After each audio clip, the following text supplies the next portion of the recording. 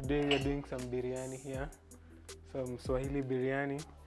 I was in the process of preparing my meat, but my knife is blunt, so I'm gonna do a little sharpening here.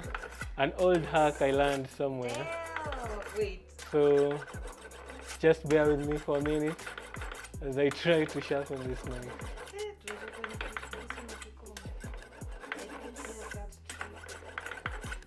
Okay guys, so it's not advisable, but yeah, if I improvise when needed. So I was preparing my meat here. I'm gonna need huge chunks for this meal because of the spices I'm going to use when cooking my biryani. You know, the spices I'm using like skimmed milk, you know.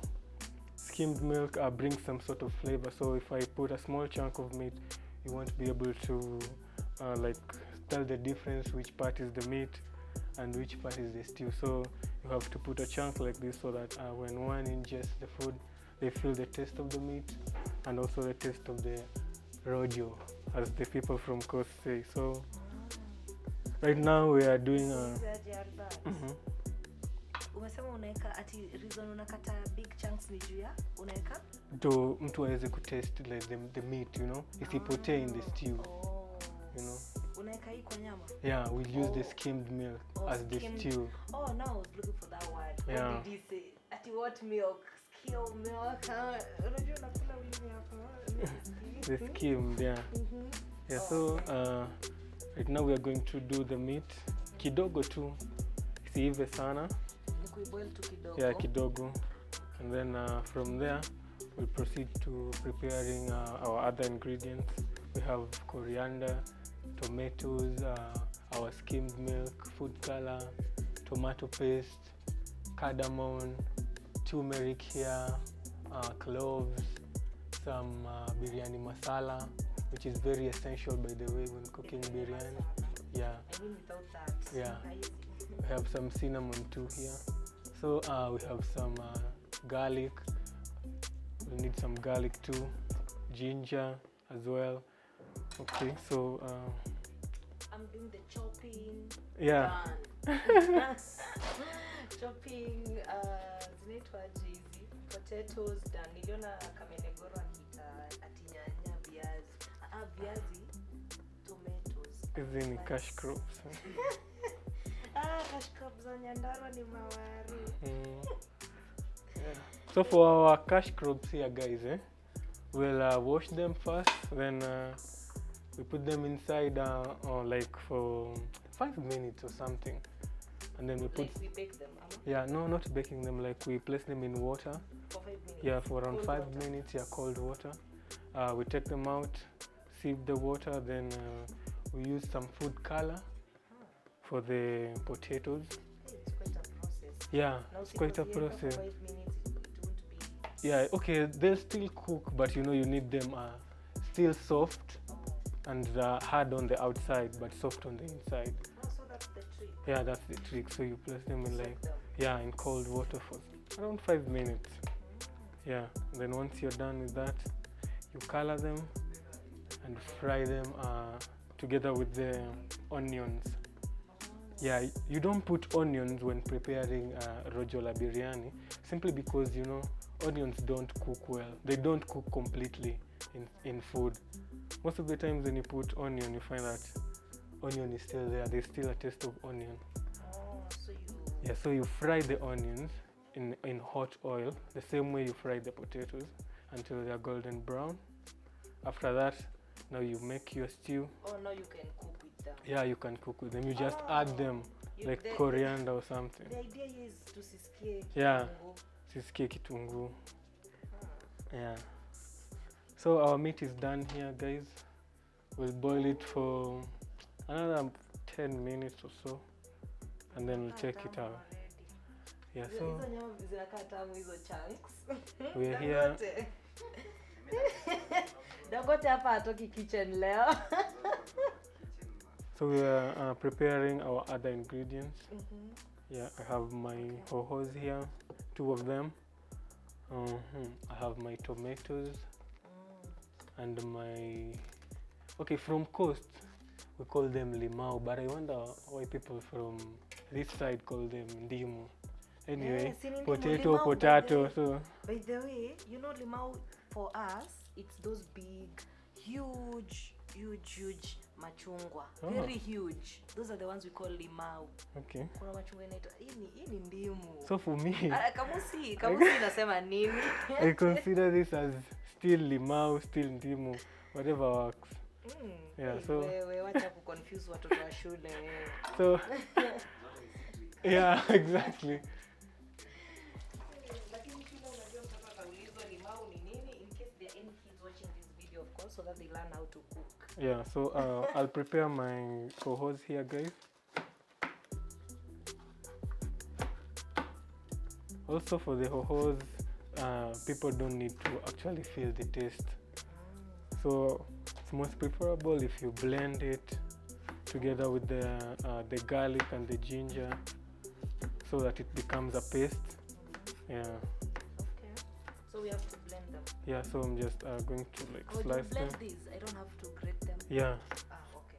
So I'm just going to slice my cohoes to small bits, ready for blending.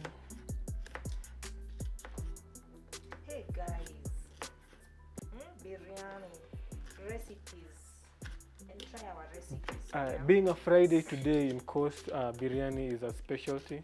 Hey, on Fridays. Especially at this time of the hour, lunchtime. You'll find people after prayers, wako everywhere. Sahi ni mnazi tu tumekosa. Ni mnazi tu tumekosa. Otherwise, Me have a question. Mm-hmm. Because you know how to cook. Do you cook for your wife? I am not married. Or for your girlfriend? I do cook, yeah, at home. Sure. are you married or not? I'm not married. Chome. So you can cook Yeah, I can cook. when your shore is around? Yeah. He cooks for her. Hey, me have gone every time nimeenda birthday kwa Albert ama kwa Shani. Mi nako expose. Ama kwa Shani, by the way. Hey, he cooks and he cooks really good food. Juzi ametupikia ukwaju. Devi angekuwa hapa Devi juzi amekula ukwaju. Hey, my friend. Na viazi karai. Ni viazi karai? Yeah. Viazi karai. Hey, my friend. Tulikuwa coast in Ngong. I know. This guy cooks. I can testify to that. Sorry, what you're feeling offended with mtu wake anajua kupika. Mimi naweza feel offended nikikuja kupikiwa. Sema zi. Ai. Hakuna mtu kasirika. You don't know. You should. No, that's why you're here. You're learning. Actually, I taught myself how to cook. No one You taught did. You know, me. I was going to ask you that. No one taught me how to cook, so I figured it out on my own. Me, I'm zero. Like, when did you start cooking? Basically, when I think when I was in high school. Oh, so you learned. What was the first meal you cooked? Okay, the first meal I tried was some very terrible chapos. Everyone has tried chapos. Yeah, They so- fail. They fail on the first attempt. I was cooking some chapos with this tutorial on YouTube, and then I happened to burn myself with a pan. Oh. So nikatumia akili yangu ya ghetto. I just applied some Colgate kwa hiyo burn. So nimeenda nimeshikia hizo chapo. I still had the Colgate on my hand. So you can imagine hiyo taste ya Colgate, the Kwa flavor chapati. ikaingia kwa chapo. So I'm making chapos and nasikia tu harufu ya Colgate. So I was like, what? Ukikula unasikia tu. Yeah, unasikia tu Colgate. Haifichi. Unaitafuta. Yeah, so nikasema tu okay, it's a try though. But right now I can make good chapos. Yeah, I perfected the art. Awesome. Yeah, I can make good Next time you're chapos. cooking chapatis. I don't know how to cook chapatis. Okay, I know, but I'm going to cook dry chapatis. Okay. It's funny how I can bake and I can't cook chapatis. Okay, baking, it's a skill, it's an art too. Not everyone can bake. Yeah. Personally, I haven't tried baking that much. Should. Next time I'm teaching you. Yeah. You know how to bake? I do know. I have a little knowledge about baking. Yeah.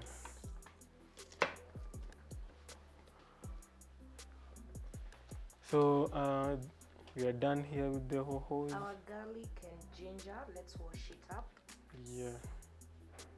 Am I using 1 or 2? You can use 2. Both these. Yeah, or maybe 1.5 is okay. Because the garlic taste is far much better than ginger taste, so I prefer garlic. We are preparing the ingredients for our biryani. See you in a few when we are now making the food itself. Ndio wacha tutengeneze viungo. Leo tunatumia Kiswahili cha Mombasa. Tutatengeneza viungo ama ni aje chef? Tunatengeneza viungo vyetu. Viungo tayari, turudi sasa tuonyeshe vile ambavyo tunatayarisha biryani yetu.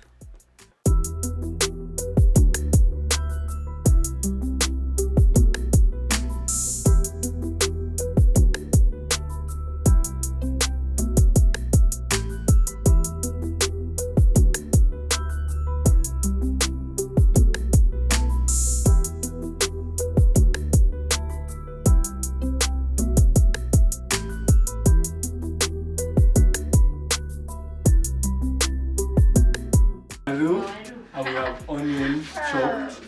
We have our rice there. We have our spices here. So here is turmeric. We have tomato paste with me. I have cloves, some cinnamon, some biryani masala, some lemons, black pepper, of course. You know, pili lazima. It goes in everything, anything. Like Nairobi men. Wow.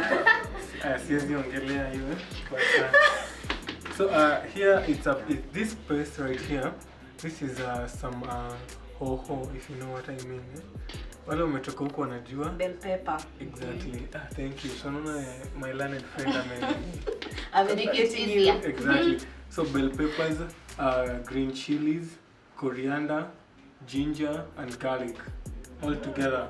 That sounds healthy. Very healthy. So you don't want to taste the peppers or something when it's cooked, when it's just raw. Oh, okay. Yeah, so we want it to be a paste-like substance so that it easily blends in. Oh. So I have my tomatoes here blended well. By the way, have you blended most of your ingredients, like the tomatoes, the bell peppers, the tanias? Because it's biryani, you don't want the taste of hoho when you're eating biryani, you know? Oh, And so the taste of? You want the taste of biryani, just the stew with nothing unataka tu else. kuwa confused Yeah, unakula tu nyama unasikia tu stew imeblend in vizuri. You don't.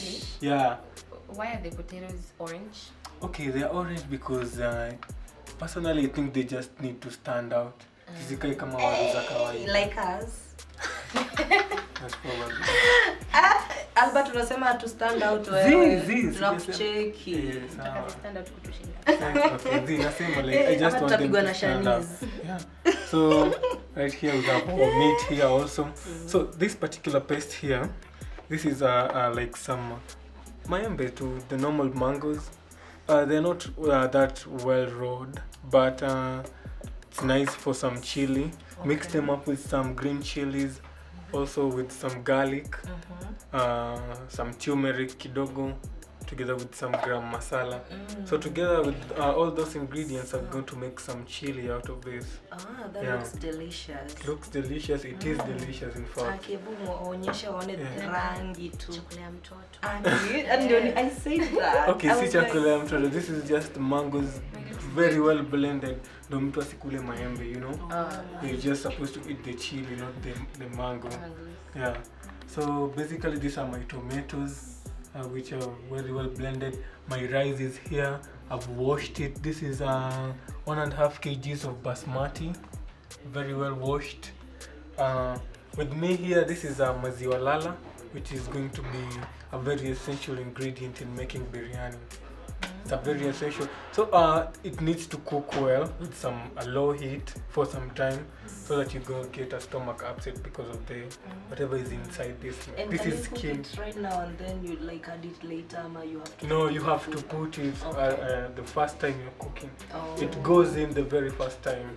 And it's not sweetened? It's not sweetened. It's just natural maziwa lala. Yeah. So you do this with everything you're putting in, the spices, the cinnamon, the cloves, the turmeric, they all go in at the same time together with the meat here.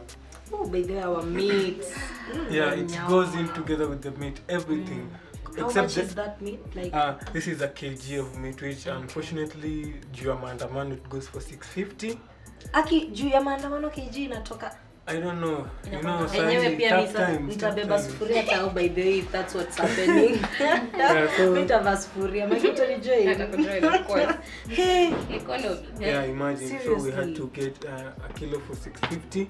This is a kilo of meat, beef. So everything goes in with the meat. Yeah. The meat, the milk, the spices, they're still raw. So they need to cook in raw heat. So that when someone like akikula doesn't feel the raw ingredients, like the taste of the powdered biryani masala, for example. Ooh, You know, yes. it needs to cook. I guess I'm already salivating. Like, I mean, let's get to the cooking. What's in the potatoes? Like, they have this amazing color that you just want to look at and eat. This is just basically a food color you can get in your local supermarket for around 25 shillings. You just put the color. Orange? Yeah, this is orange food color, and then you toss it around, give it the color, let it rest till it turn orange. Okay. Just that simple. They look like I can eat them. I know, zina katuna za zikula sana. Unfortunately, they're not Relax, really it's just potatoes. Yeah. Oh, I'm Kikuyu, you can't tell me. Okay, so our onions are ready, golden brown. Now all you have to do is take them out. Na zinakaa vizuri. Yeah, so you have to. They are sweet. Very sweet. Tamu. Nika zile za hot dogs.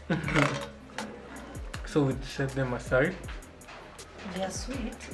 Onions are sweet like that. Imagine. But then, you know, I took an onion jam.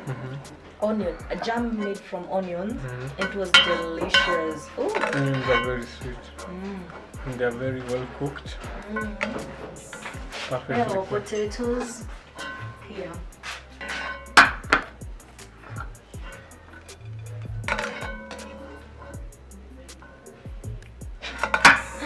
Ito ushamba.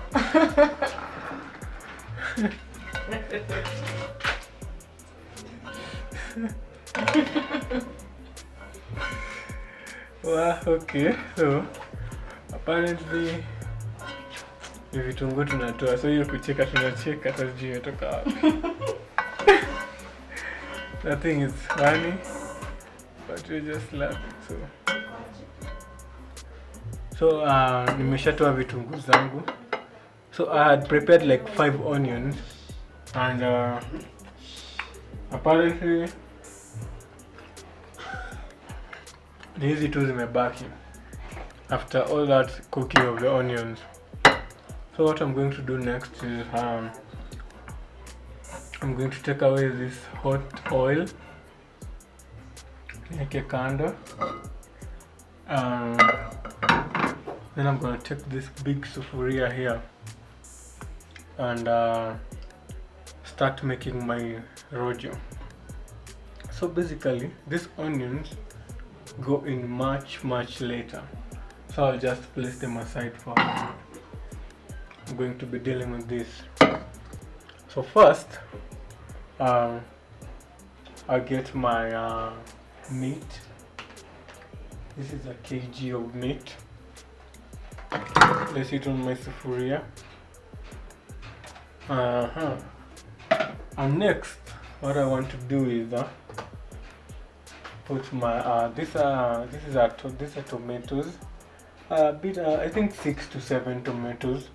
Blended them so well. Also, you need to use like enough tomatoes for the taste to be amazing. Yeah, with some tomatoes. And you still use tomato paste? Yeah, I'll still use the tomato, but at a later point. Oh. So I'm going to add another batch of tomatoes inside. Ooh, yay, zinakaa mingi. Yeah, so you need the paste of the raw tomatoes.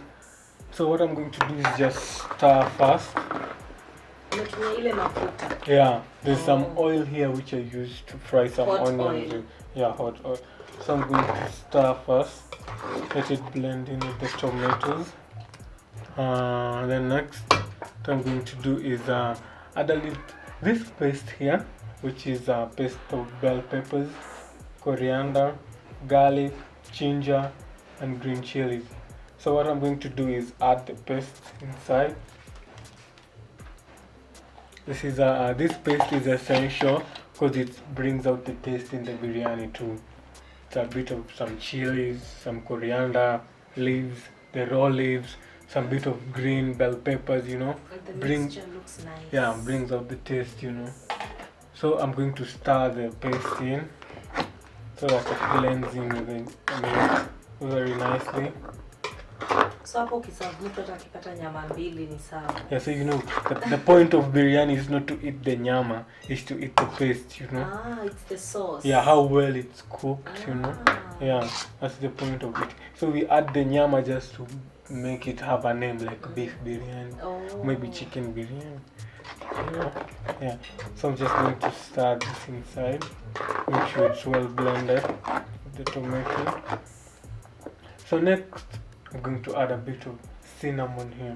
So Very the spices essential. come in right now. Yeah. And you're not supposed to be cooking that while you're You're not mixing? supposed to be cooking it. Just mix it while you're on the side, away from heat or away from your cook.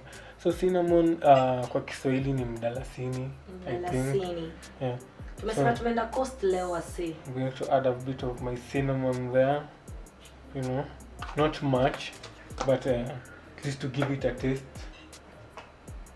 Next I have my biryani masala, very essential when I'm making my biryani, of course. So it goes in. This is the whole point of making The biryani. color. Yeah, this is the whole point of Tumesema it's biryani masala. Yeah, this is the whole point of making biryani. So I have. Like you can't do biryani without that. Yeah, you can't. So I have cloves here with me. So a bit of cloves. Okay, cloves. I love cloves because cloves goes pretty much in everything. Tea, meat, fish. So it's a very essential spice. And by the way, these spices are from my local market, Ngong market. So they are very essential. I think they are grounded or something. I'm not sure, but Yeah, just grounded. we give it a benefit of doubt. I have some turmeric with me, which I'm also going to add inside. So going to add inside the turmeric. As you can see, this turmeric is a bit much more darker than the turmeric we used to the Simbambili and stuff. As I said, this is grounded, as I think. So let's just give it a benefit of doubt. So I'm going to stir in all my ingredients. Make sure they're well blended.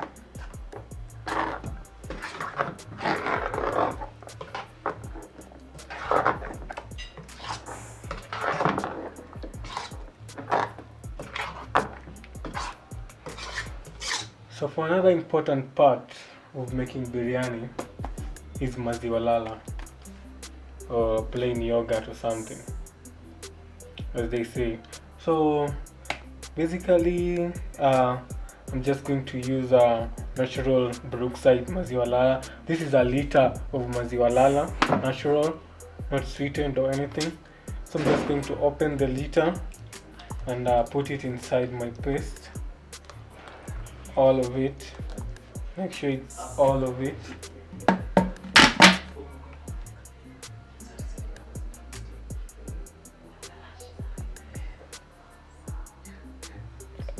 So after that,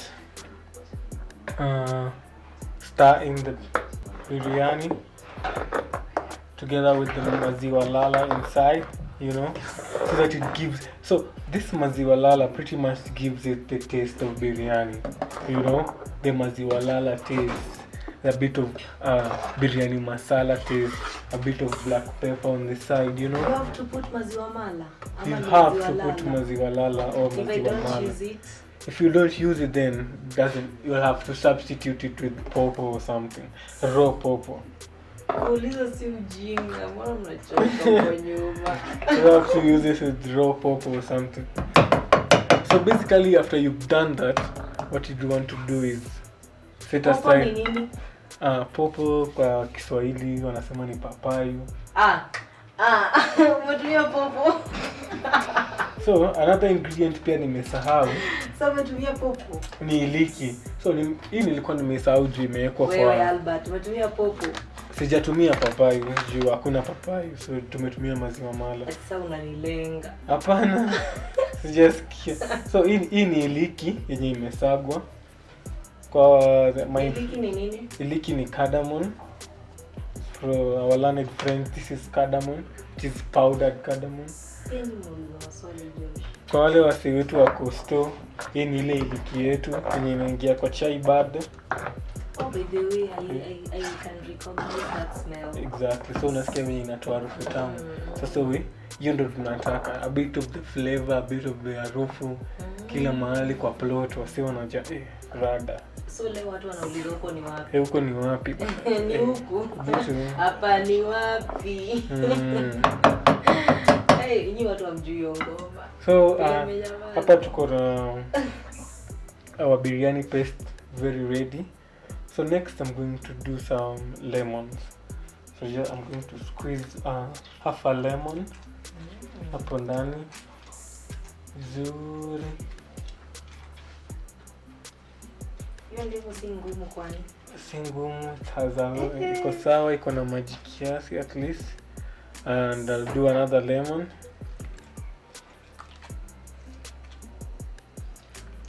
So you're using 2? Yeah. No, just this is basically 1 lemon. Oh. Yeah. Just half. So after that, set them aside. Stir. So, as you noticed earlier, I still have the tomato paste with me.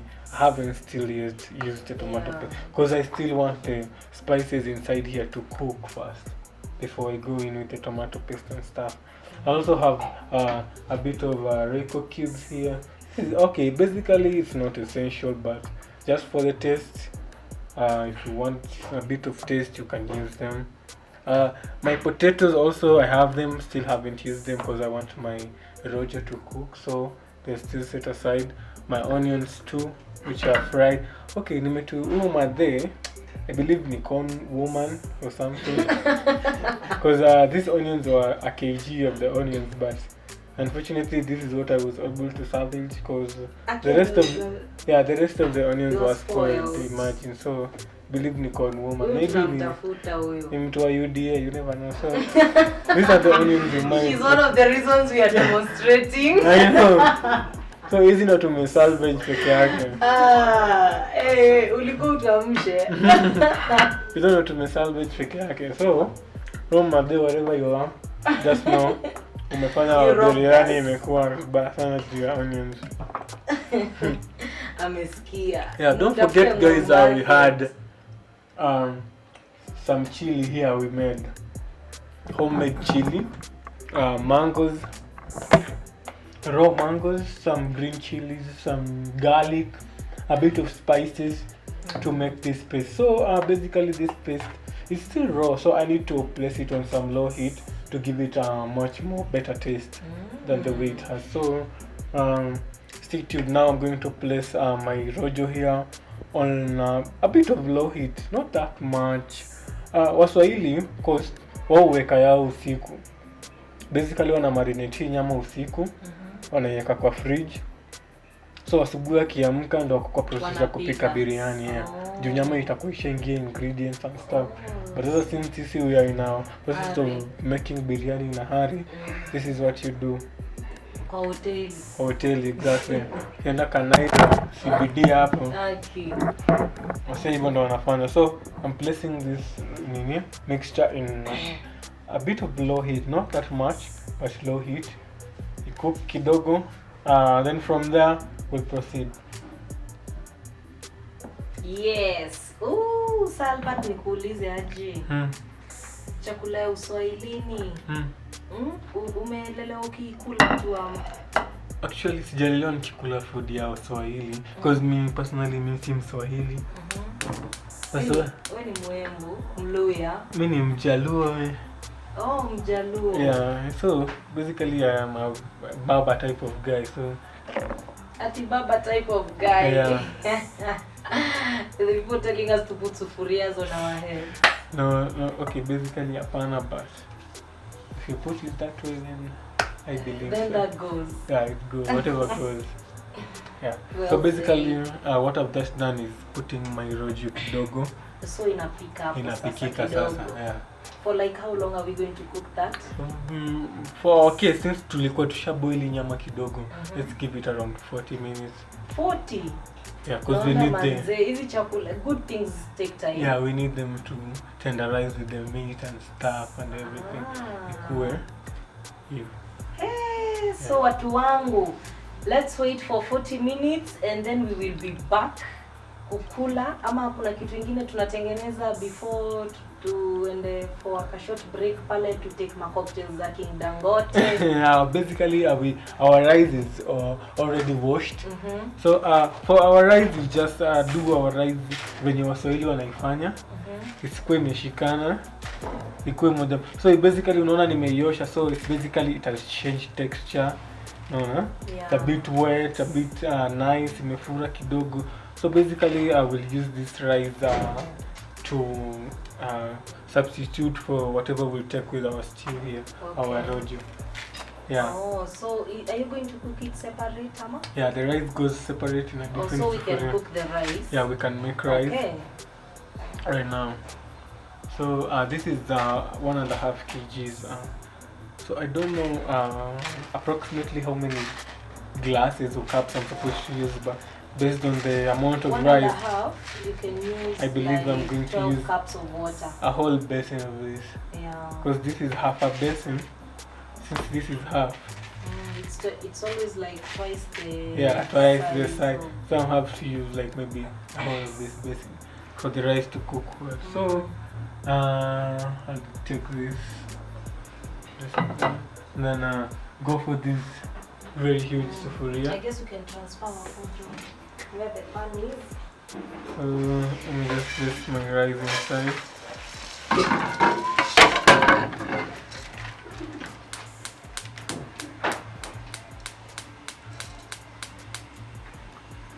Is that heat okay? Yeah, the heat is okay. For this?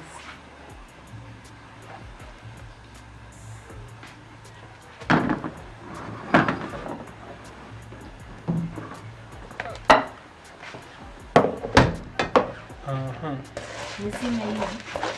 Huh? Nizime. Yeah, we'll need the rice. We'll need it for the rice after. Tawasha.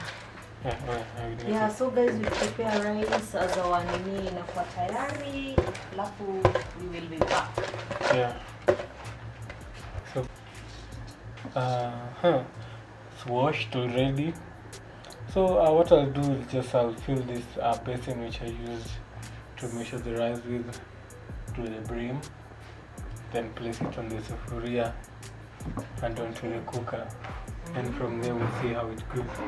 Yeah. And by the way, for the rice to stand out as biryani rice, some food color is very essential, so that you place it on the, so that when you epua, wasema wanasema ukiepua wali si mchele, Wali. ukiepua wali iko na hiyo rangi ndani, so So yeah. utamwagilia juu. Yeah. Oh, very nice. Very nice.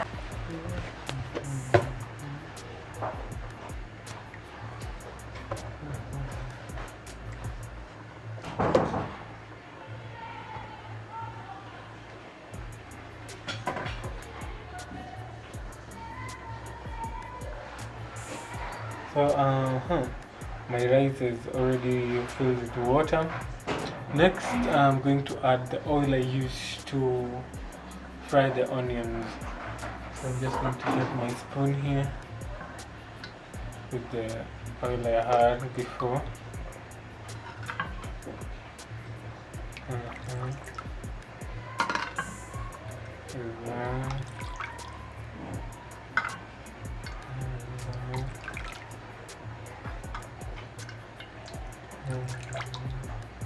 Make sure you put enough oil to the rice. So I'm just going to stir my rice very well. A bit of oil. And next I'll add in some salt.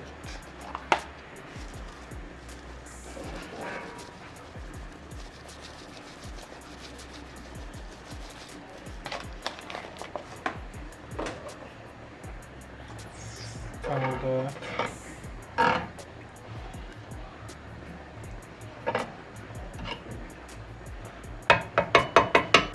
And it's done. So basically this is how I want to make my rice. So I'll just place it on the cooker. As you can see, if you marigedi lakini bado ni sufuria. So this is what I'm going to use for my rice today. So I'll let it cook for some time. As my nini also cooks here. Rojo langu pia linapikika pole pole.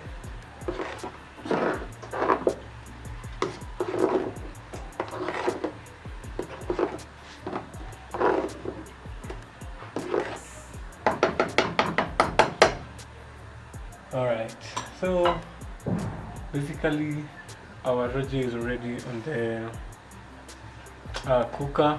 My rice is already set. My potatoes are set. So once my rojo is cooked well enough, I'll go in with my onions. So I tend to use this wooden spoon to tenderize my stew here, because if I use the metal spoon, sorry, it's going to interfere with the tenderizing of the meat, maybe split the meat into two, and I don't want that to happen. So I'm going to use this wooden spoon instead. Just place it on top so that it doesn't conduct heat while I'm trying to stir at a later moment. The rest of the ingredients are my warus here, which will go in at a much later time together with my onions.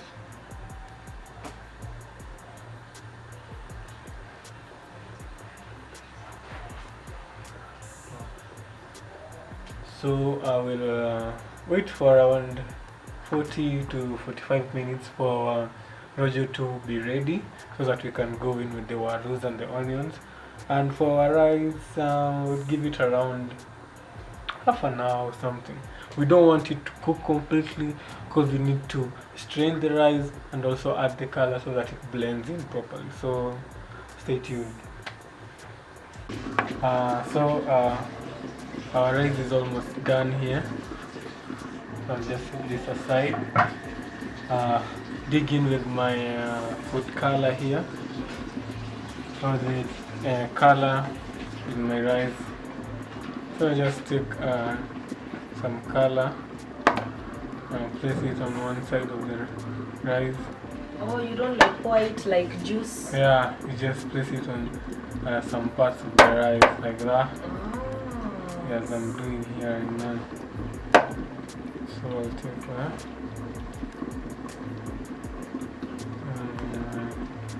Place it on the most parts of my rice here, so that as it cooks, the color continues to get inside. So inapika nayo. Ukipakwa Mm-hmm. unaona rangi places. Rangi, yeah, in some bit of the places, but not the whole part of the rice. Makes sense. True.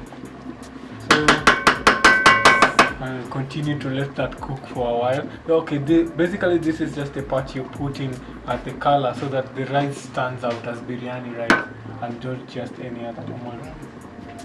So as our rice the color, so yeah, biryani is about the color. Yeah, basically about the color. The color needs to stand out. And the sauce. Yeah, and the sauce. So my rice still continues to cook, as also rojo letu pia bado linatokota. So tutaendelea kulitokotesha for around 10 more minutes, and then we'll see how it goes. Okay. Yeah, so for now our rice is almost done. We give our rojo, let's say 10 minutes at most. 10 and it's ready to yeah, eat. ready to eat. So basically, watu wangu niko hapa kukula mimi. And by the way, kwa podcast. Our stew here, not our stew, actually pilipili yetu ya maembe, well cooked. So inakaa kama porridge, but basically it's just raw mangoes. It will be well served. Well served actually. Ni tamu.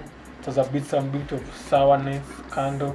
So if you are a person like Naomi here, watu wakishamaliziana na hii, you store it in a jar, put it in your fridge. The next time you're making meat or fish, you have some sauce to go down with it. Oh, And that then I just covered it with Yeah. that and that's it. Yeah, so What's some fish? exactly. This is basically some good I'm making sauce. fish yeah. for dinner. Some good sauce, some very nice chili also. You can use it as you wish. Yeah.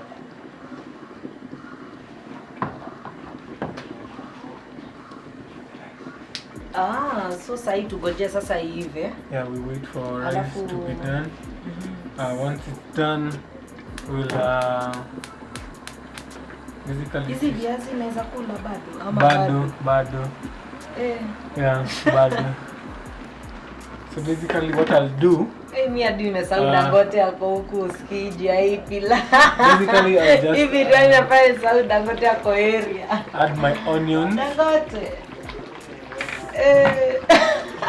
Inaitwa biryani si mchele, wali wa biryani. Basically, I just want to add my onions inside my. Also it's ready. Almost ready. Umezima gas. I think it's on low heat. Oh, it's on low heat. Yeah, so Okay. basically I just want to stir in my So we onions. put in our onions. Yeah, my onions now go in. Blend them in. So you see, the reason why I fried the onions is because basically if I had put the raw onions inside first, then there would be like particles inside the roll, you know. So unlike now, you see basically if I just lift it up, It will just be some delicious sauce. Yeah. With some, you know, yeah, like grilled onions, yeah. kinda. So basically we just let it cook for a while as our rice is also cooking on low heat. So I'll cover my stew here for a while. Let it cook. Yeah. Okay, sasa our rice base is done. As you can see, the color is there but haiko kila mahali. So nikiepua mchele nikipakua kwa the plate, itakuwa na this significant color here. So I've just set this aside for a bit of tasting nisikie kama mchele imeiva poa na kama hii rojo pia imefika to the standards I wanted. So let me just have a taste.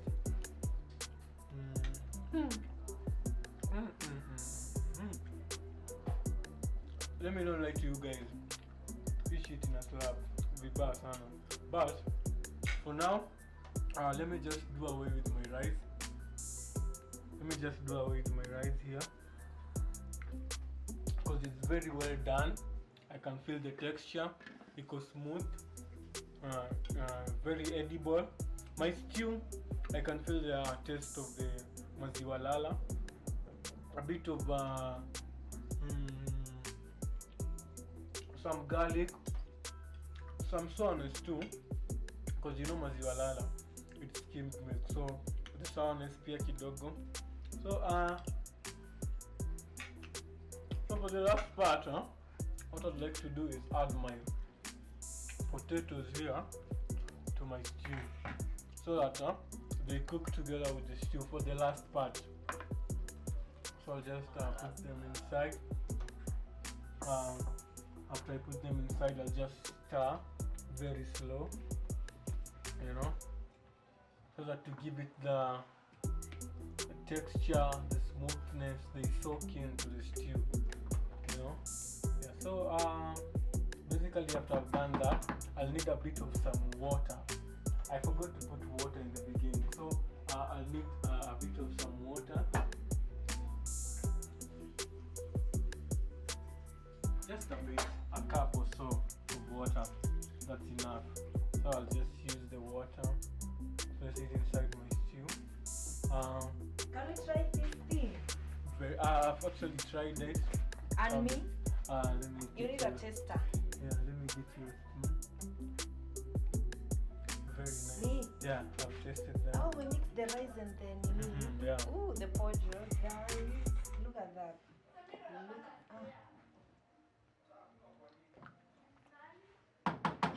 Look.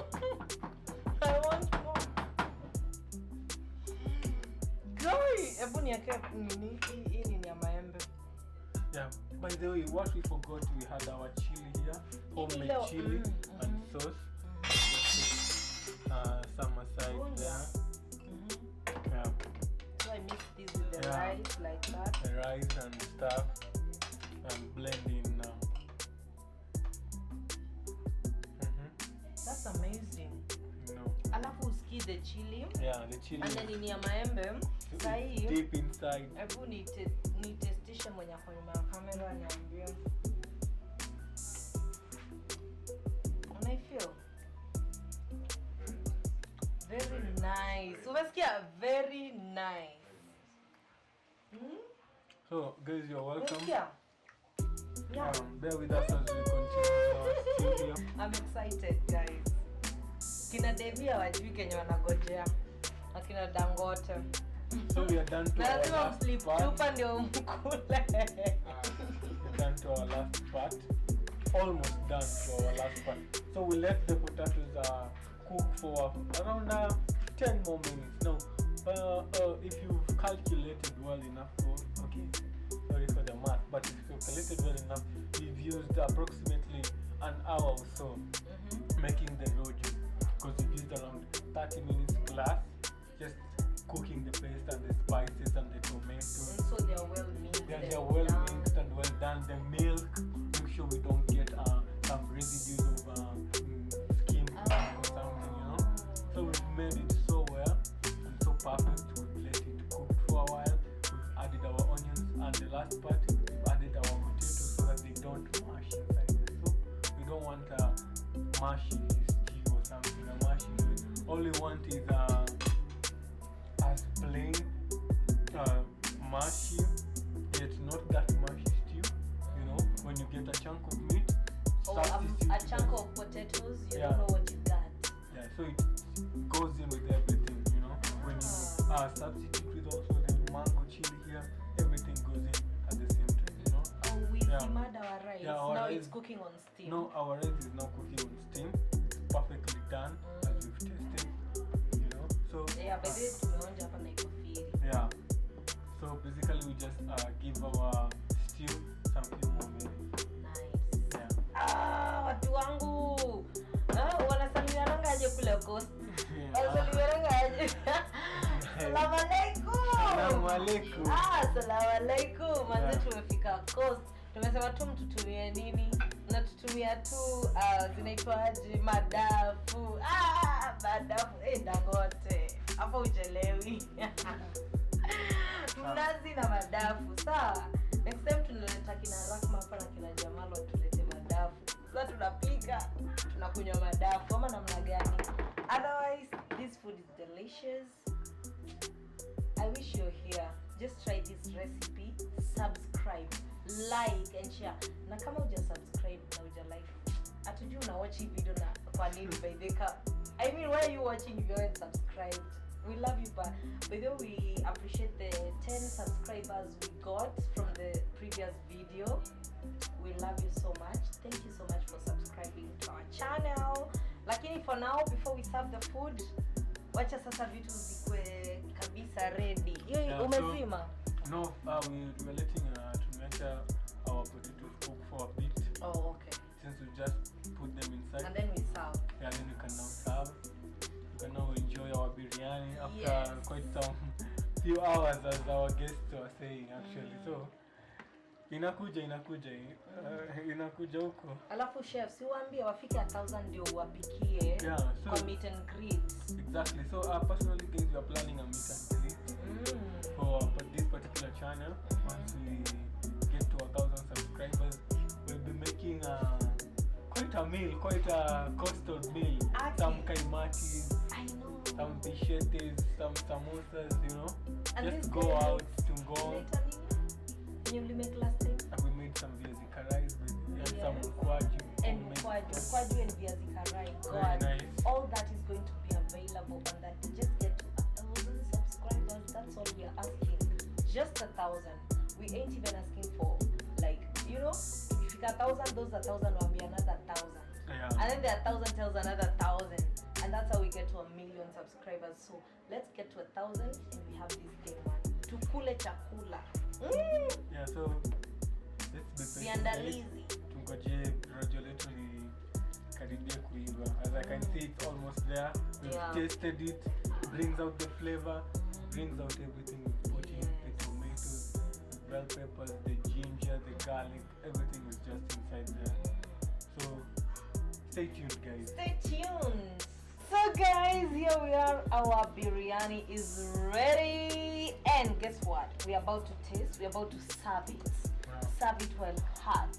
Yeah. So we're only gonna show you a plate, and as we enjoy it, yes, we're gonna show you how we enjoy it. By the way, So basically, guys, our biryani is ready. So to try epua venye Waswahili wanasema. Chantanza na nianze na kuepua mchele. Wali. Mcheti kwa watu wangu. Sawa? Ndio hiyo sasa, mcheti ndio hiyo natoa. Ini leo unavurunya. Yeah. So, acha nioge mikono. As you can see, the color is not everywhere. Just some bits of the rice. That's what gives it the significance of being biryani rice, you know. So I'll go straight to rojo letu hapa. Inanukia viati. So Inanukia by the kitchen inanukia vizuri. So rojo letu naona liko tayari. So for our tasting, let me just do a bit of some stew there. You know, the blend. Everything has to blend in perfectly. Chef Aliwangong ndo huyu. Everything has to blend in perfectly. Isinja. Yeah, so we had our chili. We place it on the side. Physically fits. Ai chakula. On the Yani side. bamba. You have to dance for good food. So our biryani is ready. We'll have a taste of it. See how it tastes. Yeah, look at that, guys. Inwe. Easy spoon. Okay. Mimi hata nitavurunya na mkono kawa coast. Let me get You mine. people mnacheki. So guys, basically I want to do everything that's on the plate. The rice, the stew. Kuvurunya, si wacha niwaonyeshe. Good. Everything is how they do it. So my people, we are about to vurunya this biryani. Kwa mnazo nichunge nisichomeke. Mimi ni gangster, gang. So solid fluid manze. Here we go. Yeah. Acha tuvurunye. This is the first bite. By the way, it's hot. Vile naambiwa it's hot. Lakini sisi ni nani? Mdomo wangu iko na mate. Tuvurunye. So kikosti kukula hivi ndio kukula vizuri. Yeah, hivi ndio kusema sasa. So hapa niko na viazi, niko na nyama, niko na wali, niko na hii pilipili ya maembe na green pepper blended together and then cooked for a minute. Then kuna hii pojo yetu sasa ya biryani. So guys, ndo hii hapa, vurunya mwanangu, vurunya. Vurunya mwanangu, ndo hiyo. Haya, nataka mnichukue nikivurunya.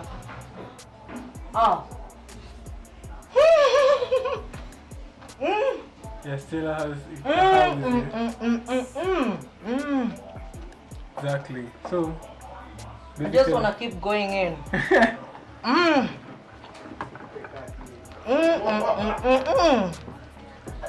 My guys, Albert. Yes. Naweza kulipa huko unakuja kupika huko.